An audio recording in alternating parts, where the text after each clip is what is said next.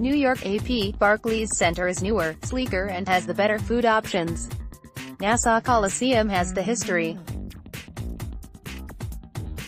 With the New York Islanders splitting their home games between the two arenas this season, their fans have always been clear about their preference. They don't care much for Barclays Center, located in Brooklyn. They still love the renovated Coliseum, which is far more intimate and much more convenient for the Islanders fan base that remains concentrated on Long Island. "It's a hockey arena here," said Peter Ruotolo, who was at the Coliseum for a game in January. "Barclays is like, the sightlines are terrible, the seats are terrible. It's a beautiful arena, but it's a basketball arena and a concert arena. It never was made for hockey." Fans like Ruotolo never fully accepted the Islanders' move to Brooklyn in 2015 after the franchise spent its first 43 years at the Coliseum, winning 4 straight Stanley Cup championships from 1980 to 84. They complained about the bad views and many obstructed seats at the arena, which was built for the Brooklyn Nets, and clamored for the team's return to the Coliseum in Uniondale, 30 miles and seemingly a world away. They got their wish with a unique arrangement as the NHL decided to split up the home games between the two very different venues. The arrangement is expected to remain in place until the Islanders' new arena at Belmont Park, adjacent to the horse racing track, is ready for the 2021-22 season. Construction isn't slated to begin until May. All of which means there are 2 homes for the first-place Islanders for at least the next 2 seasons, and what's left of this one, they should have never left, said David Levy, a fan from Melville who attended a game at the Coliseum with his son and 2 nephews. "We used to come here all the time. I go to Brooklyn, it's beautiful but it's a very, very long commute. This is much more convenient. They blew it when they didn't just rebuild the arena here." The Islanders played their first 11 home games this season in Brooklyn, then began an 18-game stretch on deck, one in which they are splitting games between the venues, before closing their home schedule with the final 12 on Long Island.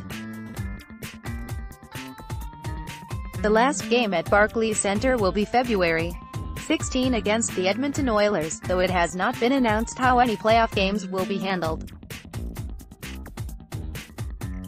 Josh Rosenberg, who lives about 10 minutes away from the Coliseum, said he will go wherever the team plays but prefers the Coliseum for its proximity and the atmosphere. "I've been coming to Brooklyn since they first started," the Freeport resident said at Barclays Center.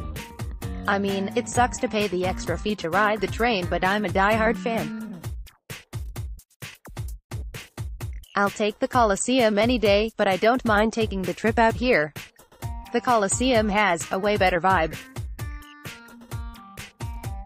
It's packed all the time, everybody's cheering and real fans are there." The team's move to Brooklyn was announced in 2012 after a failed attempt to secure public financing for a new arena on Long Island, and zoning approval was rejected for a privately funded development plan that would have included renovations to the Coliseum. It was announced as a 25-year deal and appeared to secure the Islanders' future in New York amid talk the team could move to another city. Whatever the cozy charm many saw in the old Coliseum, the renovations were welcomed and the noise level has remained deafening. Attendance figures reflect the fans' preference. In 7 games at the Coliseum this season, the Islanders have averaged 13,568 fans with 4 sellouts of 13,917. They have drawn an average of 10,788 with no sellouts at Barclays Center, which has a capacity of 15,795. Overall, the Islanders are last among the 31 NHL teams with an average attendance of 11,599. Veteran coach Barry Trotz, in his first year with the Islanders after winning a championship in Washington last season, has raved about the Coliseum as one of the old-style arenas that put fans closer to the ice and helps energize the home team. He contends the arena is worth 10 to 12 extra points over a season compared to elsewhere. So far, the Islanders are 5-1-1 on Long Island, and 9-6-2 in Brooklyn.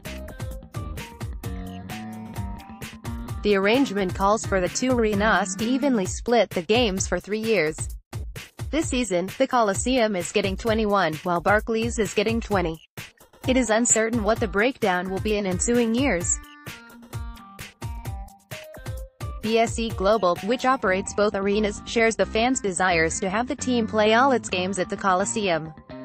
The NHL opposed the Islanders' full return to the Coliseum, due mainly to it having a smaller capacity than every other arena in the league, but acquiesced to this split arrangement. Players like the Coliseum, too. The arena and the team's practice facility at Eisenhower Park, a mile away, are less than 30 minutes from their homes. In comparison, afternoon traffic in New York can make the trip to Barclays Center more than 75 minutes. Some players commute to Brooklyn on the Long Island Railroad and then take car services home. At the end of the day, it doesn't matter where you play, veteran forward Matt Martin said. You got to go out there and do your job, take care of business and win hockey games.